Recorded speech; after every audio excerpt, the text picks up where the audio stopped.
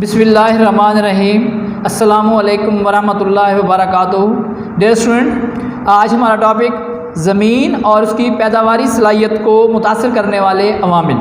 ज़मीन से मुराद, जैसा कि पहले डिस्कस किया जा चुका है 12 मरतबा, कि ज़मीन से मुराद महज वो किता ज़मीन नहीं है जिसमें हम चलते फिरते हैं, बल्कि ज़मीन से मुराद वो तमाम कुदरती अतियात जो ज़मीन के ऊपर, ज़मीन की सतह और ज़मीन के नीचे जो मौजूद हैं, जो अल्लाह ताला ने मुफ्त अतिया के तौर पर इंसान को मुहैया किए हैं, उसे ज़मीन कहते हैं। अब डियर स्टूडेंट, ज़मीन को मुतासिर करने वाले, इसकी इस्तेदाद को, इसकी कारकर्दगी को जो मुतासिर करने वाले अवामिल हैं, उनको हम डिस्कस करने जा रहे हैं। ज़मीन की इस्तेदाद या पैदावारी सलाहियत से मुराद इसकी क़ुव्वत पैदावार, आउटपुट पैदावार है, यानी कि कितना ज़मीन से कितनी पैदावार हासिल होती है, ज़्यादा होती है या कम होती है। अगर ज़मीन के दो कितात पर एक जैसी मेहनत और सरमाए की इकाइयाँ लगाई जाएँ, तो डियर स्टूडेंट, अगर एक खिते से ज़्यादा पैदावार हासिल होती है और दूसरे से कम पैदावार हासिल होती है, तो हम कहेंगे कि एक की इस्तेदाद कार ज़्यादा है, दूसरे की इस्तेदाद कार पस्त है, कम है।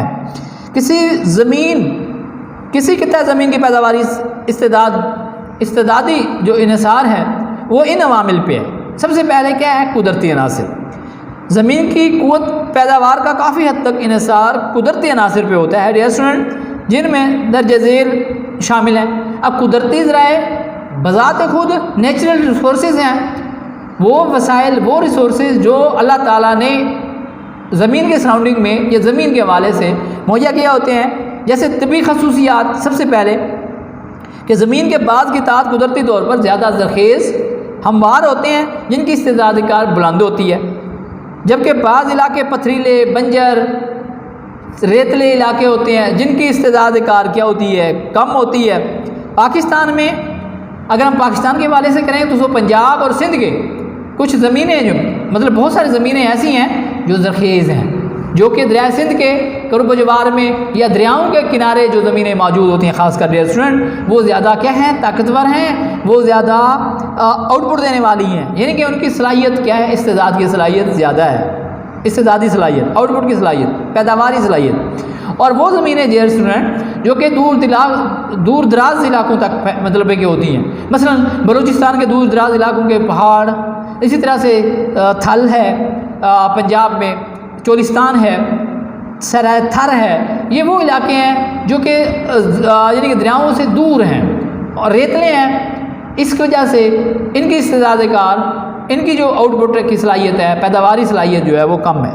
बारिश, ये भी एक कुदरती अतिया है डियर स्टूडेंट, जहाँ पे बारिशें ज़्यादा होती हैं, मतलब फसलों के लिए मुयसर आते हैं, पानी बर वक्त मुयसर आता है ड्यू टू रेन, बारिशों की वजह से, तो वहाँ पे ज़मीनें जो हैं वो ज़्यादा ज़रखेज़ हो जाती हैं, अब स्ट्रांग हो जाती हैं, वहाँ पे आउटपुट पर एकड़ जो फ़ी एकड़ पैदावार है डियर स्टूडेंट वो ज़्यादा हो जाती है। और उन इलाकों में जहाँ पे बारिशें बहुत कम होती हैं, वहाँ पे पानी की किल्लत होती है, खुश्क साली होती है, वहाँ पे ज़मीन की इस्तेदाद कार जो है वो बहुत कम होती है। ज़िला राजनपुर के यानी कि फाजिलपुर, राजनपुर और अलीपुर वाली साइड जो है, इसकी जो कुछ जो इलाके ऐसे हैं डियर स्टूडेंट जहाँ पे बहुत सख्त ज़मीनें हैं। क्यों? क्योंकि वहाँ पे बारिशें भी कम होती हैं, वहाँ पे पानी भी मुयस्सर कम आता है। इसी तरह से आबो हवा है, दुनिया के बाज़ इलाकों की आबो हवा गर्म और बाज़ की सर्द होती है। जिन इलाकों की आबो हवा फसलों के लिए मौजू हो, यानी कि डियर स्टूडेंट हमारे यहाँ जैसे फसल दो मौसम आमतौर पर फसल रबी और फसल खरीफ में यानी कि जो पाई जाती हैं, सर्दियों की फसलें और गर्मियों की फसलें। डियर स्टूडेंट, अगर बाज़ इलाकों में अगर मौसम एक जैसे रहता है, यानी गर्म रहता है, तो वहाँ पे सर्दियों वाली फसलें जो हैं वो उगाई नहीं जा सकती। जहाँ पे सर्द रहता है, ठंडा रहता है, तो वहाँ पे गर्मियों वाली फसलें नहीं उगाई जा सकती। तो डियर स्टूडेंट, जहाँ पे मौसम बदलते हैं, मौसम तब्दील होते रहते हैं, हमारे यहाँ जैसे मौसम है, ख़िज़ा है, बहार है, सरमा, गर्मा, ये मौसम है, ये मुख्तलिफ मौसम फसलों की पैदावार के लिए इंतहाई अहम है। यही इन्हीं का ताल्लुक़ आबो हवा से है। अगर ये फेवरेबल है, मौसम फेवरेबल है, अच्छी फसल हो जाएगी। अगर अनफेवरेबल है, यानी कि मौजू नहीं है मौसम, तो फिर फसल अच्छी नहीं होगी, इनकी इस्तेदाद ज़मीन की कम रहेगी। ज़मीन की साख्त है, ज़मीन की हमवार चिकनी साख्त चावल, कपास और गन्ने की फसल के लिए मौजू होती है। जैसे कि पंजाब में सियालकोट, गुजरात, गुजरांवाला, शेखुपुरा, फैसलाबाद, लाहौर और साहिवाल के इलाके की ज़मीन है, यानी कि वहाँ पे चिकनी ज़मीन है, चावल काश्त किया जाता है। जबकि रेतली ज़मीन चने और जौ की काश्त देती है, जैसे थल के इलाके हैं। अगर ज़मीन की साख को मद्देनज़र रख कर काश्त की जाए तो आउटपुट, पैदावार, इस्तेदाद ज़्यादा हो सकती है। इंसानी अनासर, अब ये दूसरा है। पहला हमने कुदरती अनासर मुकम्मल किया डियर स्टूडेंट, अब है इंसानी अनासर। ज़मीन की इस्तेदाद कार काफ़ी हद तक इंसान की तगदो, इंसान की मेहनत, इंसान की कोशिश पे भी डिपेंड करती है। इंसानी काविशों से बंजर और गैर आबाद जो ज़मीनें हैं वो भी लहलहाते खेत बन जाते हैं डियर स्टूडेंट, तब्दील हो जाते हैं अपनी सलाहियतों, क्योंकि इंसान अपनी सलाहियतों को पुरवकार लाता है। ज़मीन की ज़मीन की जो कुव्वती पैदावार है, कुव्वत पैदावार उसमें इजाफा कर लेते हैं, जिससे जो है ज़मीन की इस्तेदाद बढ़ जाती है, फ़ी एकड़ पैदावार में इजाफा हो जाता है। अगर इंसान दूसरी तरफ अगर इंसान सुस्ती करे, इंसान काहली, सुस्ती, कोताही, गफलत अगर करता है तो फिर जो है साफ ज़ाहिर है वो ज़मीन से उस तरह के आउटपुट पैदावार नहीं ले सकता, जिससे ज़मीन की इस्तेदाद जो है वो क्या हो सकती है, कम हो सकती है। खाद और बीज का इस्तेमाल है, बेहतर बीज का इंतखाब और किम्याई खादों के इस्तेमाल से फ़ी एकड़ पैदावार में इजाफा किया जा सकता है, जिससे ज़मीन की पैदावारी इस्तेदाद जो है वो बढ़ जाती है।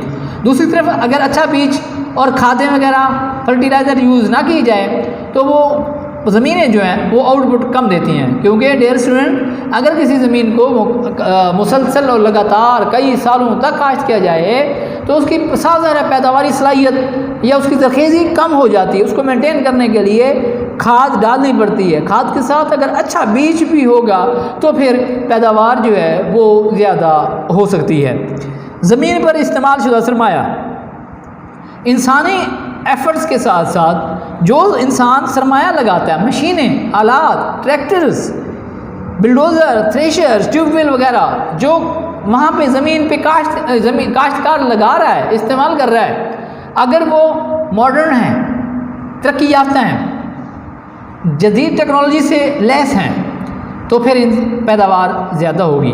अगर वो तकियानूसी पुराने ओल्ड मेथड ऑफ प्रोडक्शंस, पुराने तक यानी कि तरीका काश्तकारी इस्तेमाल करता है तो फिर पैदावार कम हो सकती है। ज़राए नक़ल व अमल, सड़कें, अगर गाँव का शहरों के साथ रब्ता जो है जदीद है, सड़कें मुयस्सर हैं तो फिर फौरी तौर पर जो है फसलें, तैयारशुदा फसलें शहरों में लाई जा सकती हैं। शहरों से सीड्स यानी कि बीज और फर्टिलाइज़र यानी कि खाद वगैरह और दूसरी ज़रूरत की चीज़ें फ़ौरन किसान जो है ज़मीनों तक पहुंचा सकता है। इस तरह से ज़राए आमदोरफ़्त जो है वो उस बग़ैर किसी दिक्कत के, बग़ैर किसी रुकावट के वो जारी रहेगी, जिससे इंसान जो है अपनी मेहनत को बढ़ा देगा, मेहनत बढ़ेगी, एफर्ट्स बढ़ेगी, कोशिश बढ़ेगी, ज़मीन की पैदावारी इस्तेदाद में इजाफा हो जाएगा। डियर स्टूडेंट, इसी तरह से महल्ले वकू, जी बाज़ ज़मीनें शहरों और मंडियों के करीब होती हैं जिनकी पैदावार को कम लागत पर मंडियों में लाया जा सकता है, जल्दी लाया जा सकता है, कम लागत पैदाइश पे जो है ना उसको तैयार किया जा सकता है। जबकि बाज़ ज़मीनें जो हैं वो दूर दराज इलाकों तक मतलब फैली होती हैं, वहाँ पे जाना मुश्किल होता है, वहाँ पे मशीनरी लेके जाना मुश्किल होता है, अच्छी जो है खाद, अच्छी जो है फर्टिलाइज़र वगैरह और अच्छा बीज जो है वहाँ पे डालना मुश्किल हो जाता है। तो डियर स्टूडेंट, इस वजह से भी उनकी पैदावार कम रहती है, यानी कि जो दूर दराज इलाकों तक या शहरों कस्बों से दूर ज़मीनें होती हैं उनकी पैदावारी इस्तेदाद जो है वो कम होती है, और जो शहर के करीब होती हैं उनकी पैदावारी इस्तेदाद ज़्यादा हो जाती है, क्योंकि ख़र्च की वजह से। जो करीब हैं ख़र्च कम आता है, जो दूर हैं ख़र्च ज़्यादा आता है। ज़राए आबपाशी इंतहाई अहम बात है। बारिश के अलावा एक तो बारिश का तरीका है डियर स्टूडेंट फसलों को पानी देने का, नेचुरल है। दूसरा तरीका क्या है, वो मसनूई है, वो इंसान ने तख्लीक किया है। वो दरियाओं से नहरें निकाली हैं, नहरों से छोटी नहरें निकाली हैं और छोटी नहरों से फिर छोटे छोटे जो खाल, आमतौर पर आपने नाम सुना होगा, वो निकाले हैं, यानी कि जो खेतों को पानी फराहम करते हैं। अगर ये जो है ना पानी का ये सिस्टम जो है, आबपाशी का जो निज़ाम है, अगर ये तरक्की याफ्ता है, ये जदीद है, पानी का ज़िया कम होता है, पानी दूर दराज इलाकों तक फसलों तक पहुँचता है, तो दूर दराज इलाक़ ज़मीन के कितों तक पहुँचता है, तो इससे जो है ज़मीन की जो पैदावारी इस्तेदाद है वो क्या हो जाएगी डियर स्टूडेंट, बढ़ जाएगी, उसमें इजाफा हो जाएगा।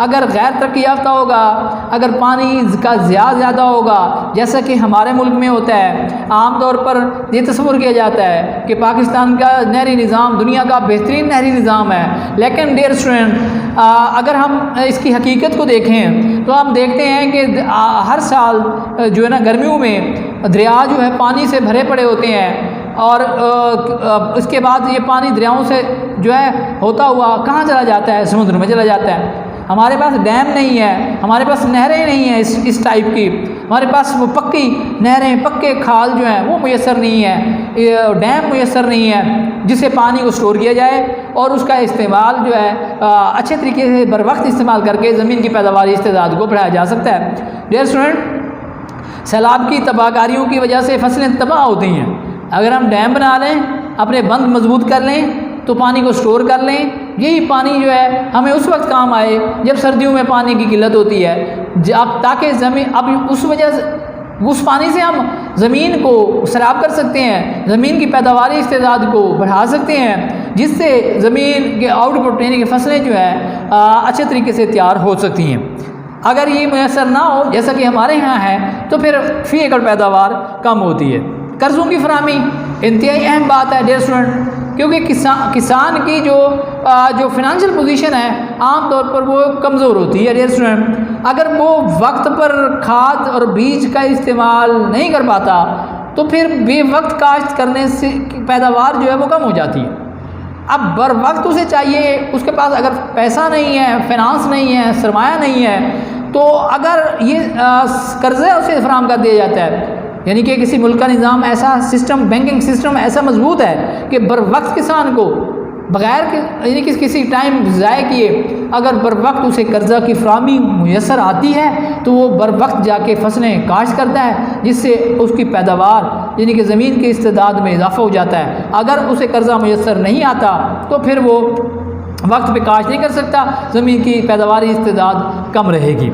सेमोथोर इंतहाई अहम मसला है डियर स्टूडेंट। सेम पानी का लेवल, ज़ीरो लेवल मतलब ऊपर आ जाना, ज़मीन की सतह से ऊपर आ जाना, इसे सेम कहते हैं। आम तौर पर बारिशों के सीज़न में जून जुलाई अगस्त में आप देखते होंगे कि पानी जो है आम तौर पर जो ज़मीन की सतह है उससे ऊपर आ जाता है। डियर स्टूडेंट, थोर क्या है? थोर वो नमक टाइप जो नमकियात हैं जो आमतौर पर यही पानी जब नीचे जाता है तो वो छोड़ जाता है। इससे होता क्या है, हर साल लाखों एकड़ अराज़ी पाकिस्तान में ये क्या होती है, ये वेस्ट हो जाती है, ज़ाया हो जा रही है। बंजर 1 लाख एकड़ रकबा जो है हर साल हमारा उसमें शामिल हो जाता है ज़ाया होने वालों में। तो डियर स्टूडेंट, अगर इसका इलाज कर लिया जाए, ट्यूबवेल लगा दिए जाएँ, ट्यूबवेल लगाने से ज़मीन की जो पानी की सतह है लेवल जो है वो नीचे चला जाएगा, जिससे जो है ज़मीन की जो कारकर्दगी है, जो काश्त है, उसकी आउटपुट जो है वो बेहतर हो जाएगी। तो डियर स्टूडेंट, ये था हमारा आज का टॉपिक, ज़मीन की पैदावारी इस्तेदाद को मुतासर करने वाले अवामिल। इंशाअल्लाह ताला अगले लेक्चर में नेक्स्ट टॉपिक के साथ फिर हाजिर होंगे। अल्लाह ताला आपका हामी नासिर।